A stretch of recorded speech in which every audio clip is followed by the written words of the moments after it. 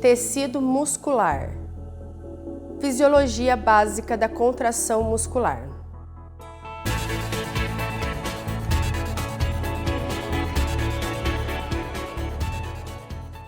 Olá, pessoal! Na aula de hoje, então, falaremos um pouquinho de fisiologia da contração e relaxamento muscular. Fisiologia, o que isso significa? Fisiologia é o estudo de alguma função, do corpo. Então, hoje nós vamos verificar um pouquinho sobre a contração muscular, que é uma estrutura realizada pelo músculo esquelético. Então, o tecido muscular é conhecido por ser responsável pelos movimentos que dá ao corpo.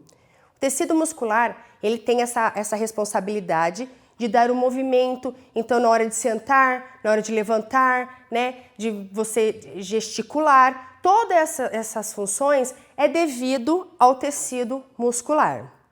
Então, todos os três tecidos musculares exibem uma qualidade chamada de excitabilidade, pois suas membranas plasmáticas podem mudar seus estados elétricos e enviar uma onda elétrica chamada potencial de ação ao longo de toda a extensão da membrana.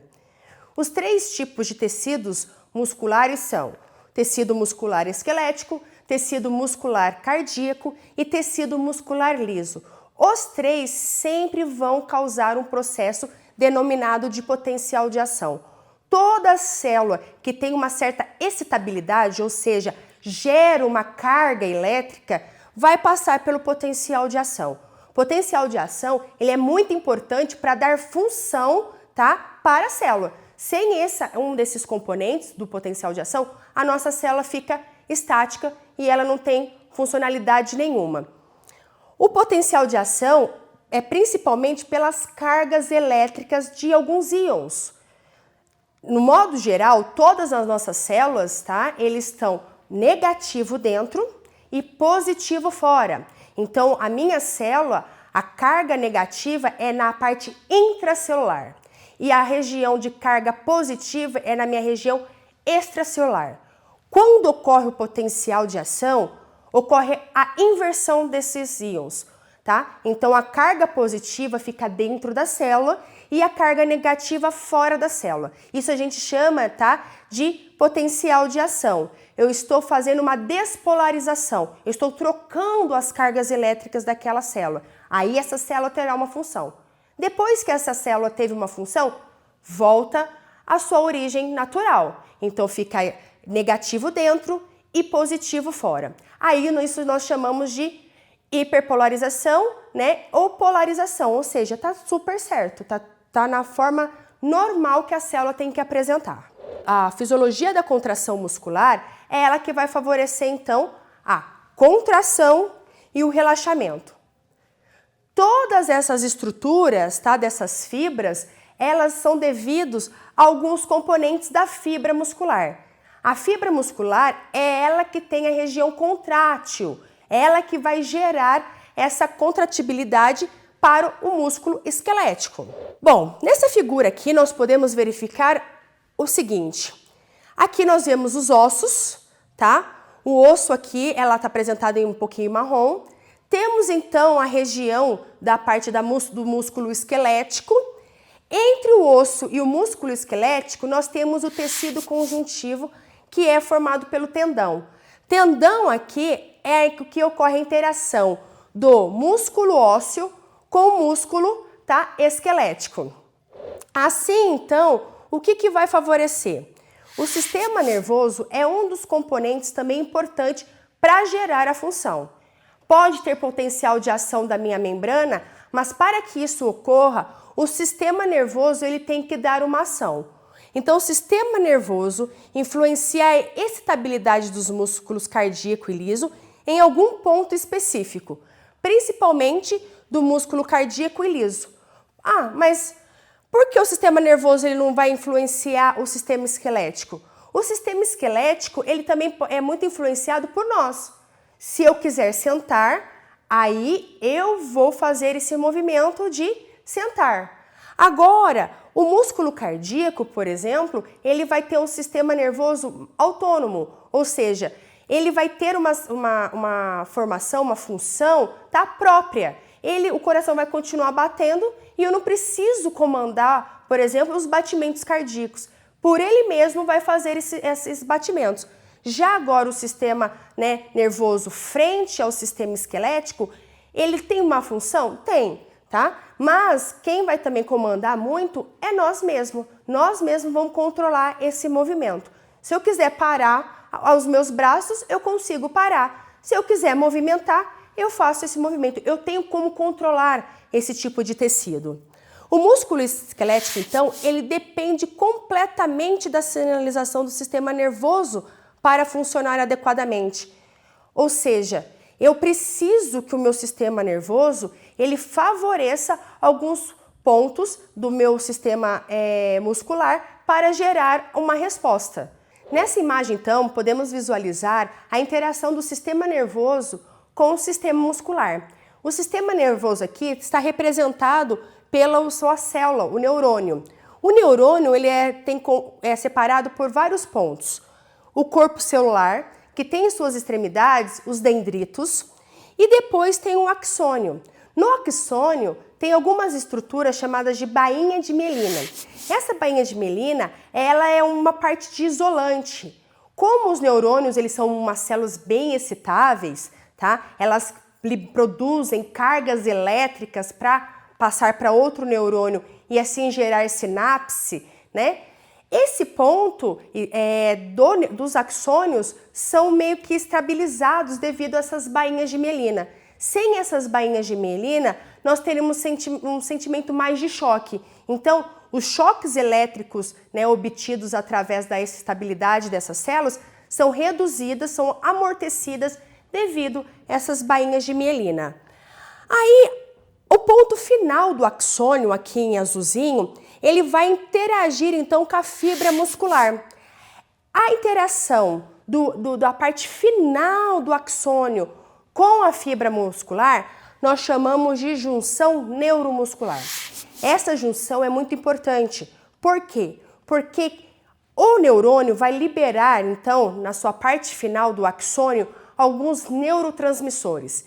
Esses neurotransmissores é que vai dar a ativação para que a minha fibra muscular funcione.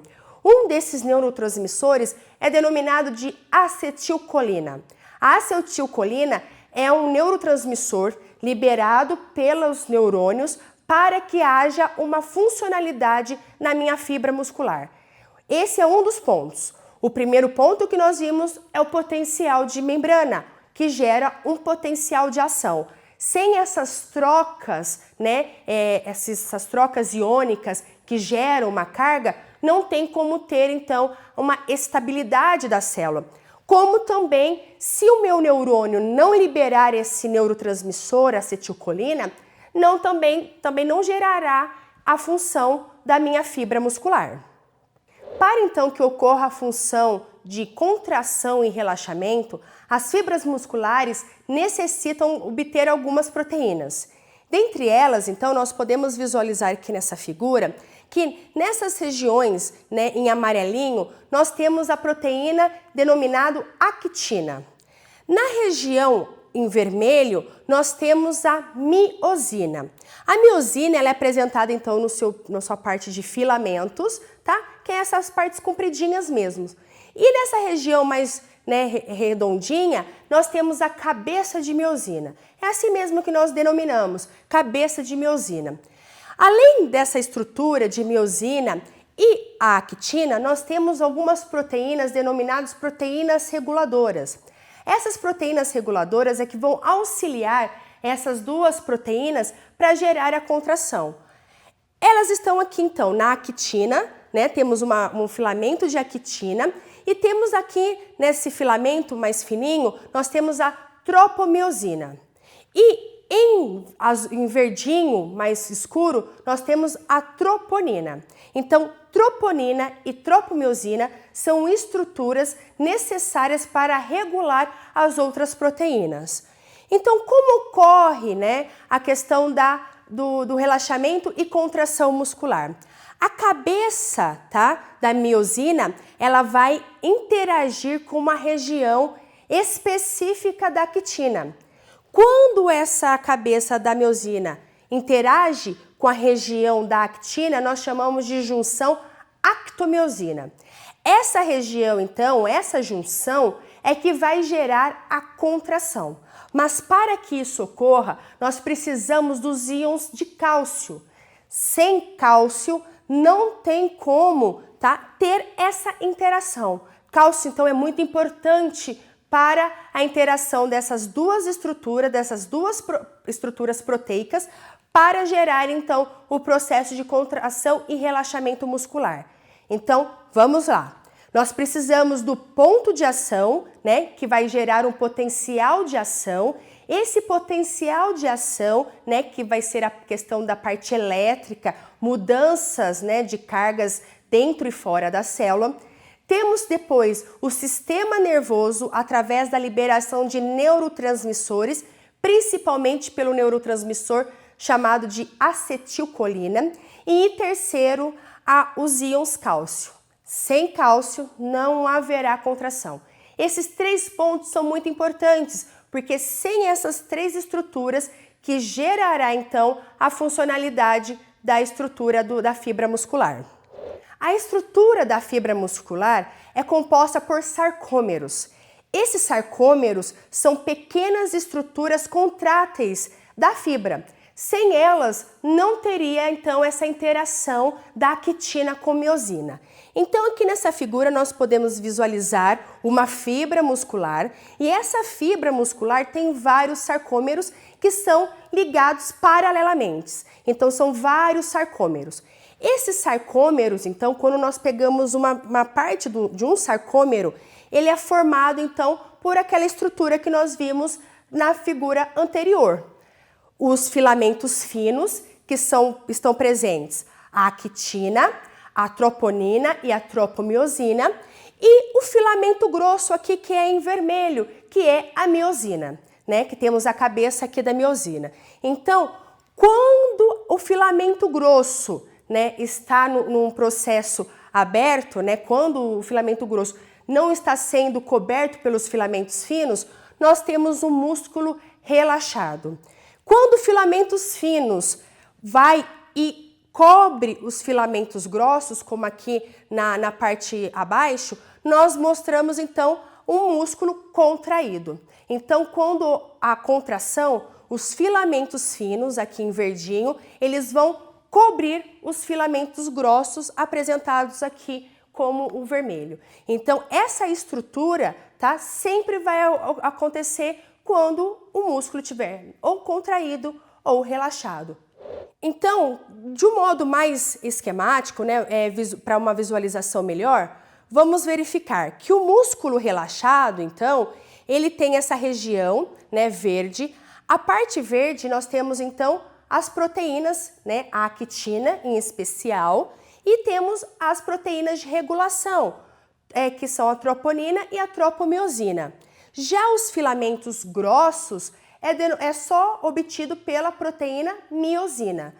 A miosina, então, ela vai liberar a sua cabeça, a sua região da cabeça, vai ter contato com uma região principal da actina e vai fazer a contração. Isso, então, quando o músculo apresenta numa forma contraída, os filamentos finos, que está em verde, vão cobrir os filamentos grossos que estão em vermelho. Então, aqui nós podemos visualizar um braço. O braço, quando está relaxado, apresenta desse jeito o sarcômero, Os filamentos finos estão abertos, expondo o filamento grosso. Mas, quando o braço, então, é contraído, os filamentos finos vão cobrir os filamentos grossos e assim que se apresenta o sarcômero e mostrando, então, a necessidade dessas proteínas para gerar esse tipo de função. A interação desses filamentos com fino e grosso é a parte essencial. Se não tiver essa interação, não tem como haver contração.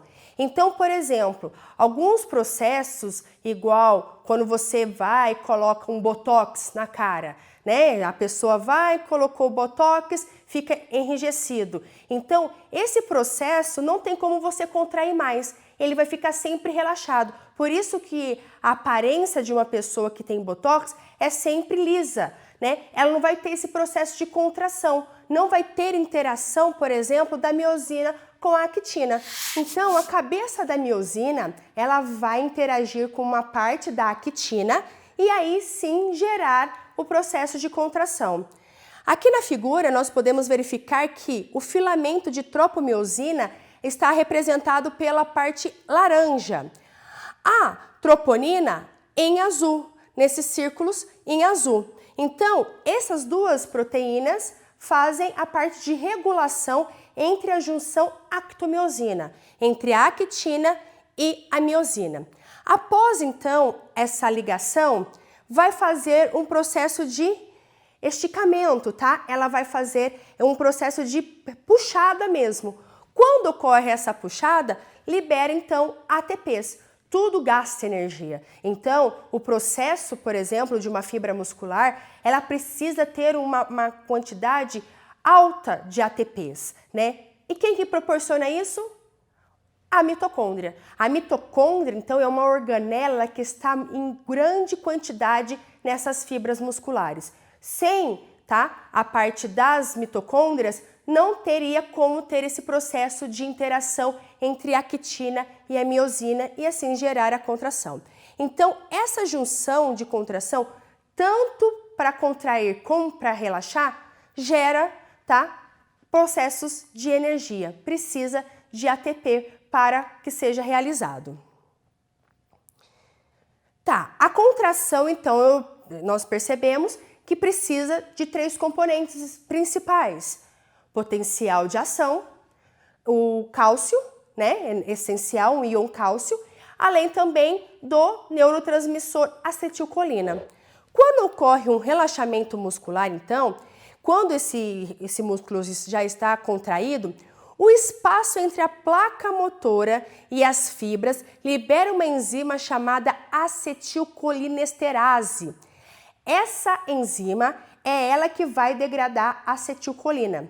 Então, a acetilcolina, ela vai favorecer a contração.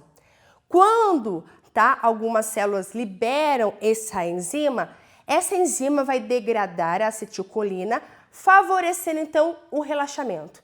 Então, sempre tá em constante trabalho a acetilcolina e essa enzima, a acetilcolinesterase. Então, assim acontece, então, cessa, né, a contração muscular. O relaxamento muscular também, ele tem uma forma de liberação de cálcio. Então, os cálcios ali presentes serão retornados para o retículo sarcoplasmático. E aí, esse retículo sarcoplasmático guarda o cálcio. Quando for contraído, libera o cálcio. Quando for relaxado, guarda o cálcio. Então, todos os processos têm que ter sempre um controle, um equilíbrio. Eu não posso liberar muito cálcio, né, naquele processo se não há necessidade. Sempre tem que ter um controle. Então, por isso, né, esse tecido, ele é muito gasto. Imagina um jogador de futebol. Por que o jogador de futebol não fica até 70, 80 anos? Porque o gasto dele, daquela musculatura, é muito maior do que uma pessoa que trabalha, por exemplo, dentro de um escritório sentado. Então, o gasto muscular dele é muito maior, muito mais. E isso pode gerar o quê? Um desgaste a mais. Então, por isso que os jogadores de futebol, né, aos seus 30 e poucos anos, alguns chegam aos 40, 40 e poucos anos, mas não tem aquela mais certa habilidade. E isso é devido aos gastos. Imagina você toda hora, contrai, relaxa, chuta, levanta. Tudo isso gera um desgaste a mais. Então, por isso, né, que ocorre um desgaste maior nos jogadores de futebol. A musculatura esquelética é ela que favorece todos esses movimentos. Movimento de sentar que nem índio, né? Na hora de agachar, de fazer alguma movimentação de uma arte marcial, ou ao mesmo ir, por exemplo, sentar no vaso, todos esses processos são necessários e são devidos ao músculo esquelético. Sem ele, nós não teríamos essa movimentação e essas estruturas diferenciadas que nos proporciona no nosso dia a dia. Aqui, por exemplo, nós podemos visualizar, né, então como que essas fibras, né, esses músculos são interligados. Na região do joelho, por exemplo, além de ter muitas fibras musculares, nós temos outros tipos de tecidos conjuntivos, né? Como, por exemplo, a cartilagem, que fica dentro de um osso e outro, temos os ligamentos, os tendões. Então, todas essas estruturas dependem muito de vários fatores. A parte muscular não trabalha sozinha. Ela precisa do sistema nervoso, ela precisa do sistema cardíaco, até para apresentar para liberação, por exemplo, de substâncias através do sistema circulatório para nutrir as nossas células. Então, todos os componentes que nos dão essa movimentação são vários sistemas envolvidos. E o interessante é que essas musculaturas podem ser trabalhadas. Então, por exemplo, eu posso aumentar e diminuir essa musculatura. Um exemplo disso é a atividade física. Então, eu posso aumentar a quantidade, por exemplo, desse tecido muscular e reduzir o tecido conjuntivo das células adiposas, né? Os adipócitos. Eu posso reduzir, então, a quantidade de gordura se eu aumentar, por exemplo, a minha massa muscular. Essa parte da massa muscular pode gerar, então, essas estruturas de corpo que nós encontramos, principalmente na parte do fisiculturismo, né? Eu consigo trabalhar essas fibras musculares para que ela tenha um processo de aumento, então elas podem ficar mais inchadas, né? E favorecer essa questão de separação muscular, ou também eu posso reduzir essas fibras. Então, isso depende muito da atividade que o indivíduo realiza. Então, pessoal, na aula de hoje nós podemos concluir que no estudo da função dessas fibras musculares, podemos então ter a reação da contração e relaxamento muscular. Ele também é um auxílio, né, para outros tipos teciduais, como também necessita de alguns componentes para que seja gerada essa função, como potencial de ação, né, através do potencial de membrana e também a influência do nosso sistema nervoso autônomo. É isso aí, pessoal. Obrigada. Bons estudos!